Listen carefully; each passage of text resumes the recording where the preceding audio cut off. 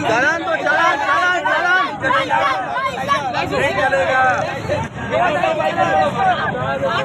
Bike के paper दे भाई, ये पूरी ट्रैफिक जाम हो रही है, राबिया सिटी के लोगों ने की है। उसकी वजह सबसे बड़ी आपको पहले बता दिया, पूरे जौहर चुरंगी का,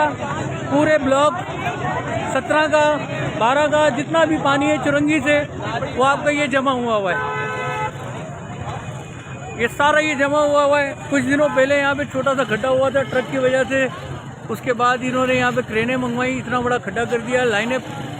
साबरिज की लाइनें तोड़ दी, जिसका सारा पानी राबिया सिटी के अंदर बेसमेंट में आ रहा है, जिसकी वजह से राबिया सिटी के जितने भी रिहायशी हैं उन्होंने सब ने यहाँ पे आके रोड ब्लॉक किया हुआ है। तो तमाम सिंध गवर्नमेंट से और जो कंसर्न पर्सन हैं जो कि ये काम करते हैं उनसे गुजारिश